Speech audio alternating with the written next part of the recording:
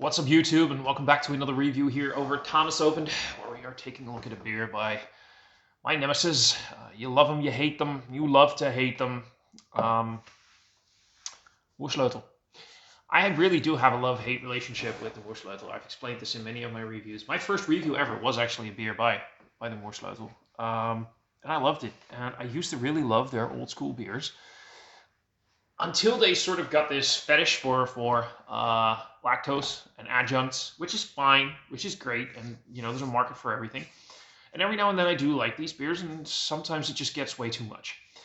I've been going on rants about how so many breweries tend to think of, let's make a beer, and in their point of view, the biggest ingredient for a beer is lactose. They're like, okay, a beer is made of lactose, and then we start talking about grains, malt, barley, whatever you want, barley, wheat, oats, go whatever you want. And then they're thinking about how many adjuncts do we need? Well, at least 6, right? Throw in a crazy barrel and there you go. And Moersleutel kind of became that. There were a few very nice beers in between. They have sworn to drop the lactose, but, there's more ways to sugar a beer, sweeten a beer, make it very, Muscovado sugars, for example, making it extra sweet. And that's probably something they're always going to do, so we'll see. What we have here is number 2 in a set of smoked peated Islay. A Scotch barrel-aged imperial stout. The base version was just that. It was a Scotch barrel-aged imperial stout on Islay barrels. This one has toasted almonds in it. I had the other one, never reviewed it. I liked it. I enjoyed it. It was still way too sweet. At Moersleutel Craft Brewery, we're always in blah, blah, blah, blah, blah, blah, blah. Smoked peated Islay 1 and 2 are an ode to the Isle of Islay in Scotland, where you can find the best peated whiskey. This imperial stout has been aging on an array of different peated Scotch barrels from several Islay distilleries, including Lefroy and Bunnahabhain. With smoked peated Islay 2, we added toasted almonds, best served at a temperature of 12 degrees Celsius, just give or take that. The ingredients are water, barley malt, wheat, hop, yeast, lactose, and almonds. There we go, my big friend. It's 12% ABV. This beer is peated, it says. No shit, Sherlock. I liked the first one. It was a good beer. It was a tasty beer. It was very delicious. I felt it was slightly two-dimensional, whatever you want. Not very uber complex. I'm just curious what this almond edition is going to add to the, party. Today is the 7th of February. This was canned on the 25th of October 2021. It's the 7th of February 2022.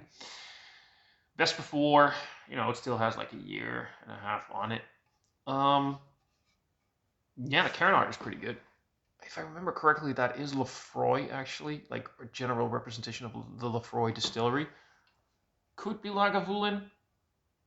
You get a lot of buildings like that on Islay. I mean, let's just crack it open and see what it has. I'm in the mood for imperial stouts, barrel aged, and I'm in the mood for a big beer. I'm in the mood for big flavors. I mean, it's gonna have that no matter what. I'm gonna like it is one thing. So that pours like pitch black. A lot of those imperial stouts, they'll pour like very dark brown, but this pours nearly pitch black.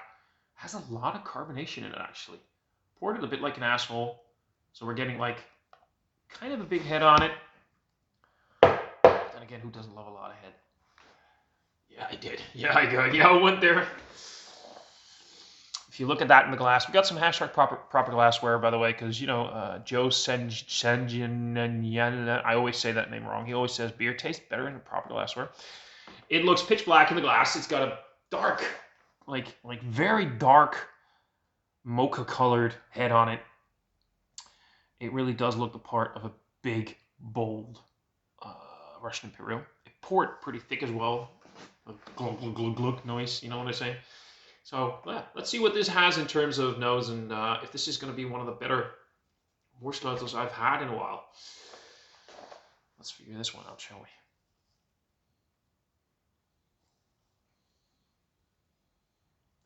So it could be me.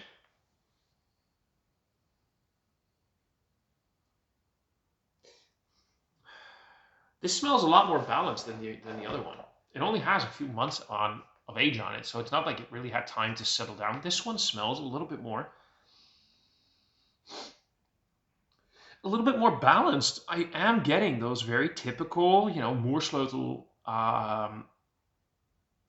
signature smells in the nose. Like you get your licorice, you get your chocolate component, you get that big bold roasting. Of course, you really get a big peaty nose out there. It has that smoked leathery bacon thing going on. There's a little bit of a briny thing in the background. Could be the Boonhaven. I always felt that Boonhaven has a little bit more of a briny, like maritime character of all the Islay malts. Like a little towards those Talisker things. Talisker has that real maritime quality. Boonhaven always came across as that to me, but with more peated notes than Talisker does. It's medicinal. It's definitely that medicinal sort of like I'm in a hospital iodine thing going on again from the barrels. There is a chance that it doesn't say so, but it says smoked peated Islay. Now there is a chance it doesn't actually say so that some of the malts have been smoked. It's not like your Rauchbier kind of level of smoke, but there is a thing in there that sort of gives me the impression that the base beer has been smoked. It has been smoked, has smoked malts in it.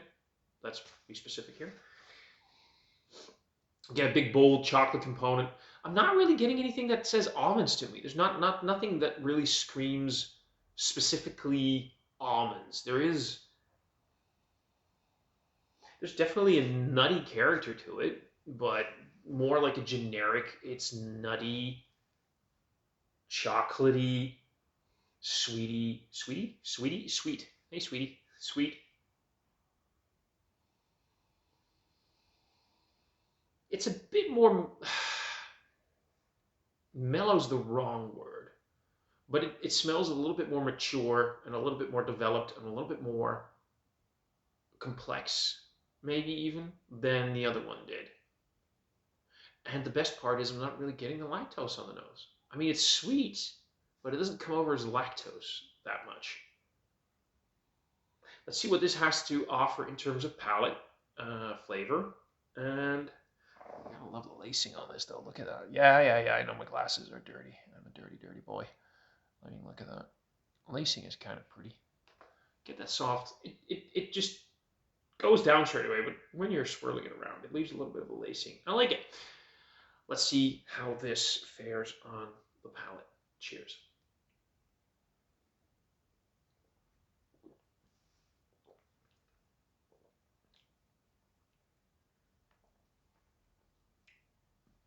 Oh yeah. Ooh.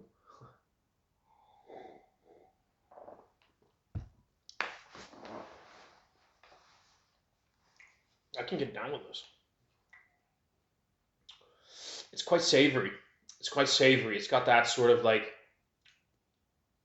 umami, soy sauce, ketchup thing going on. It's definitely savory, like the licorice, salmiak. I don't know if salmiak is an English word, but that's what we Dutch people call it. So you get your licorice, salmiak, umami, soy sauce component. There's definitely a big roast component there. There's that sort of espresso coffee thing in the background. There's a chocolate sweetness. There is definitely, again, the nuttiness. I'm not picking it up as almonds specifically. Definitely nutty. And then there's that barrel character. There's so much peaty single malt things going on that I absolutely fucking adore. And I mean, if nobody told me there were almonds in this, I would have believed you. I would just have, again, seen it as like a generic nutty component. But I mean, even the lactose thing, which is there, as soon as I have a lactose beer, I have a sugar rush in my head. I just get it. It's like, it just, I feel it. It's a lactose thing. I'm not saying I'm sensitive to lactose. I'm not lactose intolerant, but I get lactose straight away. I hardly eat or drink sugars in my diet, except for beer. When beer has lactose in it, that's the sugars I usually get in my diet. So whenever I drink one, I feel that sugar rush in my head, and I'm feeling it straight away. So it's there, but in terms of, it's giving it that mouthfeel. It's adding. It's like this is where you use lactose properly. And it could very well be that the base beer is over lactosed, that it is an abysmal abomination of the most vile levels. But it's probably the barrels working that out, and the umami savory character from the base beer as well, like pushing that back, so you do get that headachy thing. But in terms of the mouthfeel, it just adds to it. In terms of the palate and the flavor and the nose, it just enhances the sweetness of the original beer if it would it have been brewed without lactose. So here it actually works in a kind of nice way. It's got that smoky, ashy thing in the finish. You get that sort of acrid bitterness thing going on, which I like. I like that in my single malts. I like that in my smoky Islay single malt, so I like it here as well. You definitely get that sort of earthy vibe going on. You get that soft maritime character, again, from my interpretation of what I think of Bunnahabhain. Again, the iodine thing, the medicinal character of those Islay malts. This is,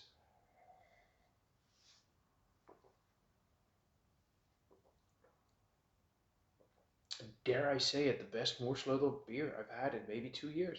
Except for Chris the Coconut Crab, which was ludicrously sweet and absolutely bonkers, but I'm a coconut slut.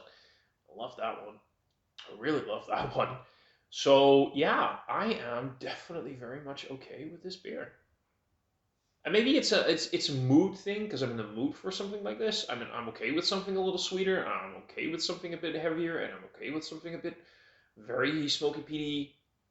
But this is so. If you really, by the way, if you're a whiskey drinker, if you like your Scotch whiskey, your Scotch, as an American would say, I want a Scotch instead of a single malt.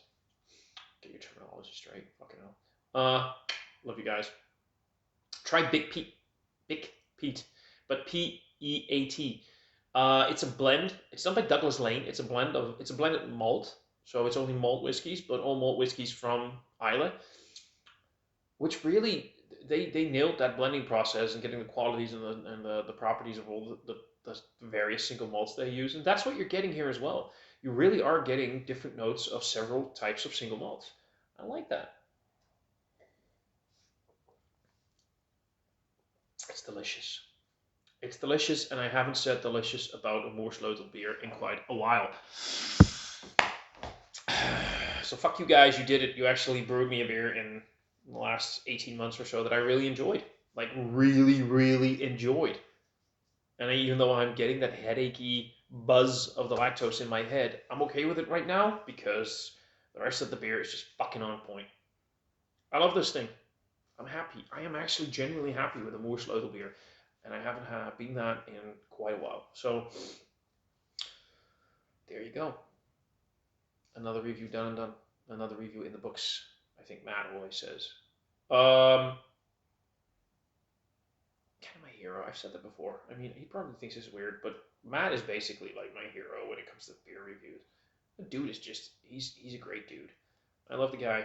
There you go. I've said it. Yeah. And that's it for this review. If you liked it, hit like. If you really liked it, hit that subscribe button. In the description box below, I'll leave some links to my social media. So that's like my Untapped, Instagram, and my Facebook account. I have been a little bit less active on Untapped, so but still check it out if you want to.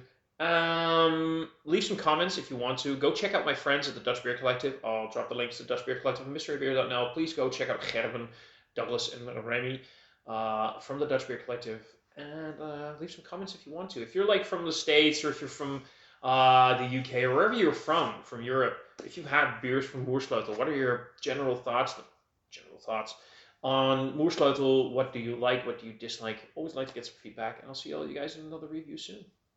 Cheers.